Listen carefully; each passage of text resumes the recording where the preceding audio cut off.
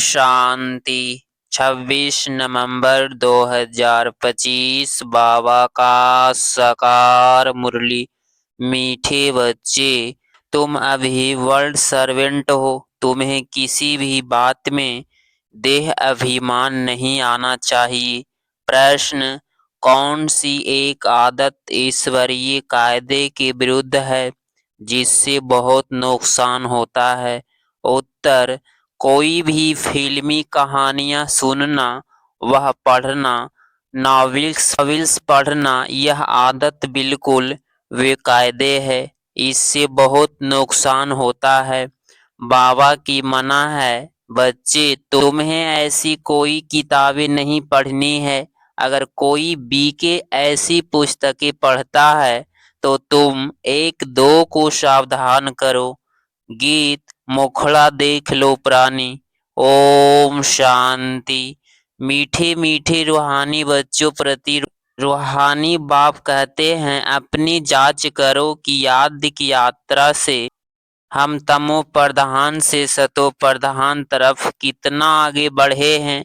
क्योंकि जितना जितना याद करेंगे उतना पाप कटते जाएंगे। अब यह अक्षर कहाँ कोई शास्त्र आदि में लिखे हुए है, क्योंकि जिसने धर्म स्थापना किया है उसने जो समझाया उसके शास्त्र बने हुए हैं, जो फिर बैठ पढ़ते हैं, पुस्तक की पूजा करते हैं। अब यह भी समझने की बात है, जबकि यह लिखा हुआ है, देह सहित देह के सब सर्व संबंध छोड़ अपने को आत्मा समझो। बाप याद दिलाते हैं, तुम बच्चे पहले पहले अशरीरी आए थे, वहां तो पवित्र ही रहते हैं। मुक्ति जीवन मुक्ति में पतित आत्मा कोई जा नहीं सकती। वह है निराकारी निर्विकारी दुनिया। इसको कहा जाता है साकारी। विकारी दुनिया फिर सतयुग में यही निर्विकारी दुनिया बनती है। सतयुग में रहने वाले देवताओं की तो बहुत महिमा है। अब बच्चों को समझाया जाता है, अच्छी रीति धारण कर औरों को समझाओ। तुम आत्माएं जहां से आई हो पवित्र ही आई हो, फिर यहाँ आकर अपवित्र भी जरूर होना है। सतयुग को वाइसलेस वर्ल्ड, कलयुग को विशेष वर्ल्ड कहा जाता है। अब तुम पतित पावन बाप को याद करते हो कि हमको पावन वाइसलेस बनाने आप विशेष दुनिया विशेष शरीर में आओ। बाप खुद बैठ समझाते हैं, ब्रह्मा के चित्र पर ही मूंझते हैं कि दादा को क्यों बिठाया है। समझाना चाहिए, यह तो भागीरथ है। शिव भगवानुवाच्य है, यह रथ मैंने लिया है क्योंकि मुझे प्रकृति का आधार जरूर चाहिए, नहीं तो मैं तुमको पतित से पावन कैसे बनाऊं। रोज पढ़ाना भी बहुत जरूरी है। अब बाप तुम बच्चों को कहते हैं, अपने को आत्मा समझ मामे कम याद करो। सभी आत्माओं को अपने बाप को याद करना है। श्री कृष्ण को सभी आत्माओं का बाप नहीं कहेंगे, उनको तो अपना शरीर है। तो यह बाप बहुत सहज समझाते हैं। जब भी किसी को समझाओ तो बोलो, बाप कहते हैं तुम अशरीरी आए, अब अशरीरी बनकर जाना है। वहां से पवित्र आत्मा ही आती है। भल कल कोई आते तो भी पवित्र हैं, तो उनकी महिमा जरूर होगी। सन्यासी उदासी गृहस्थ जिनका नाम होता है, जरूर उनका यह पहला जन्म है ना। उनको आना ही है धर्म स्थापना करने। जैसे बाबा गुरु नानक के लिए समझाते हैं, अब गुरु अक्षर भी कहना पड़ता है, क्योंकि नानक नाम तो बहुतों का है ना। जब किसकी महिमा की जाती है तो उस मतलब से कहा जाता है, न कहे तो अच्छा नहीं। वास्तव में बच्चों को समझाया है, गुरु कोई भी है नहीं सिवाय एक के, जिसके नाम पर ही गाते हैं सतगुरु अकाल। वह अकाल मूर्त है, यथार्थ जिसको काल ना खाए, वह है आत्मा। तब यह कहानियां आदि बैठ बनाई है। फिल्मी कहानियां की किताब नाविश आदि भी बहुत पढ़ते हैं। बाबा बच्चों को खबरदार करते हैं, तुम्हें कभी भी कोई नावल आदि नहीं पढ़ना है। कोई कोई को आदत होती है, यहाँ तो तुम सौभाग्यशाली बनते हो। कोई बीके बीके भी नावलिक पढ़ते हैं। इसीलिए बाबा सब बच्चों को कहते हैं, कभी भी किसको नावल पढ़ता देखो तो झट उठाकर फाड़ दो, इसमें डरना नहीं है। हमको कोई श्राप ना दे, वह गुस्से ना हो, ऐसी कोई बात नहीं। तुम्हारा काम है एक दो को सावधान करना। फिल्म की कहानियां सुनना या पढ़ना बेकायदे है। बेकायदे कोई चलन है तो झट रिपोर्ट करनी चाहिए, नहीं तो सुधरेंगे कैसे। अपना नुकसान करते रहेंगे, खुद में ही योग्य बल नहीं होगा तो यहाँ क्या बैठ सिखलाएंगे। बाबा की मना है, अगर फिर ऐसे काम करेंगे तो अंदर दिल जरूर खाती रहेगी, अपना नुकसान होगा। इसीलिए कोई में भी कोई अवगुण देखते तो हो, लिखना चाहिए। कोई बेकायदे चलन तो नहीं चलते, क्योंकि ब्राह्मण इस समय सर्वेंट है ना। बाबा भी कहते हैं, बच्चे नमस्ते, अर्थ सहित समझाते हैं। बच्चियां पढ़ाने वाले जो हैं उसमें देह अभिमान नहीं आना चाहिए। टीचर भी स्टूडेंट का सर्वेंट होता है ना। गवर्नमेंट आदि की भी चिट्ठी लिखते हैं, नीचे सही करेंगे, आई एम ओबीडियंस सर्वेंट, बिल्कुल सम्मुख नाम लिखेंगे। अपने हाथ से कभी अपनी बड़ाई नहीं लिखेंगे। आजकल गुरु तो अपने आप को आपो ही श्री श्री लिख देते, यहाँ भी कोई ऐसे है श्री फलाना लिख देते हैं। वास्तव में ऐसे भी लिखना नहीं चाहिए, न फीमेल श्रीमत लिख सकता तब मिले जब श्री श्री स्वयं आकर मत देवे। तुम समझा सकते हो कि जरूर कोई की मत से यह देवता बने है ना। भारत में किसको भी यह पता नहीं कि यह इतना उच्च विश्व के मालिक कैसे बने। तुमको तो यही नशा चढ़ना चाहिए। यह एम ऑब्जेक्ट का चित्र श्वेत छाती से लगा होना चाहिए। किसको भी बताओ, हमको भगवान पढ़ाते हैं, जिससे हम विश्व का महाराजा बनते हैं। बाप आए हैं इस राज्य की स्थापना करने। इस पुरानी दुनिया का विनाश सामने खड़ा है। तुम छोटी छोटी बच्चियां तौलती भाषा में किसको भी समझा सकती हो। बड़े बड़े सम्मेलन आदि होते हैं, उसमें तुमको बुलाते हैं, यह चित्र तुम ले जाओ और बैठकर समझाओ। भारत में फिर से इन्हों का राज्य स्थापन हो रहा है। कहाँ भी भरी सभा में तुम समझा सकते हो। सारा दिन सर्विस का ही नशा रहना चाहिए। भारत में इनका राज्य स्थापन हो रहा है। बाबा हमको राजयोग सिखला रहे हैं। शिव भगवानुवाच्य, हे बच्चों, तुम अपने को आत्मा समझ मुझे याद करो तो तुम यह बन जाएंगे। एक ऐसी पीढ़ी के लिए दैवी गुण भी धारण करने हैं। अभी तो सबके आसुरी गुण है।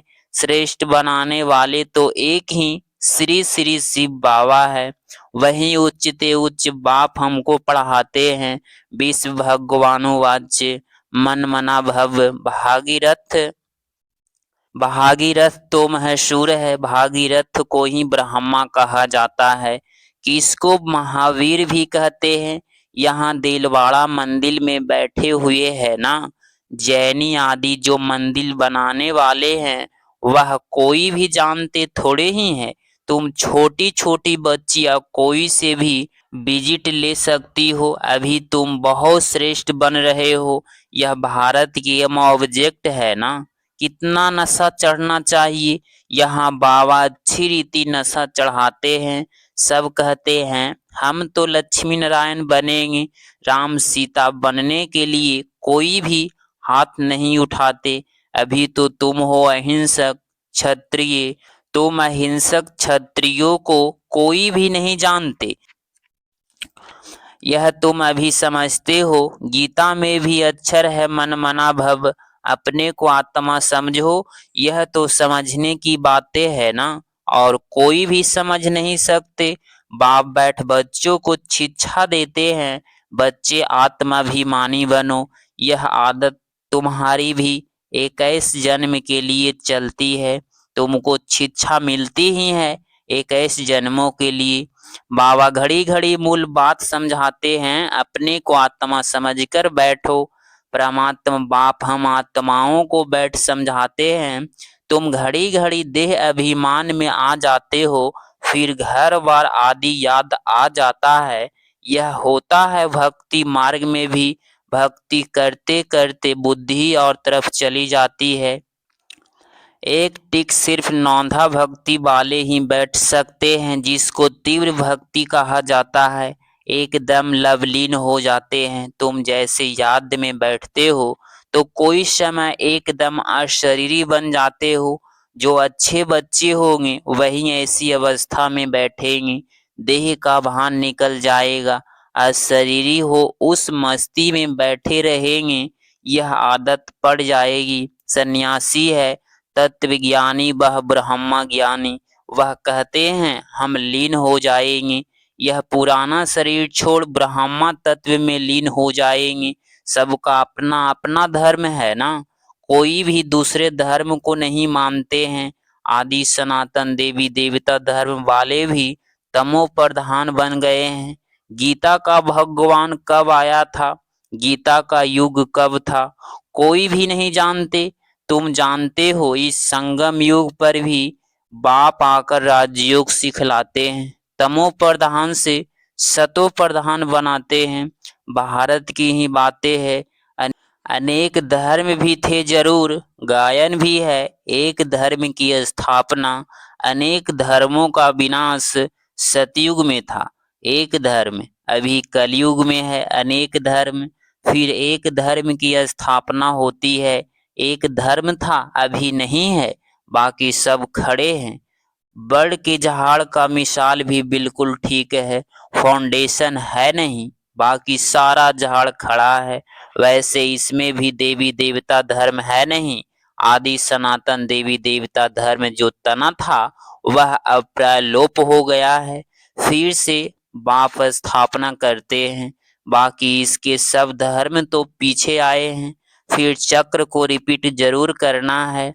यथार्थ पुरानी दुनिया से फिर नई दुनिया होनी है, नई दुनिया में इन्हों का राज्य था। तुम्हारे पास बड़े चित्र भी हैं, छोटे भी हैं। बड़ी चीज होगी तो देखकर पूछेंगे यह क्या उठाया है, बोलो। हमने वह चीज उठाई है जिससे मनुष्य बेगर टू प्रिंस बन जाए। दिल में बड़ा उमंग, बड़ी खुशी रहनी चाहिए। हम आत्माएं भगवान के बच्चे हैं, आत्माओं को भगवान पढ़ाते हैं। बाबा हमको नैनों पर बिठाए ले जाएंगे, इस छी दुनिया में तो हमको रहने का मन नहीं है। आगे चल त्राही त्राही करेंगे, बात मत पूछो।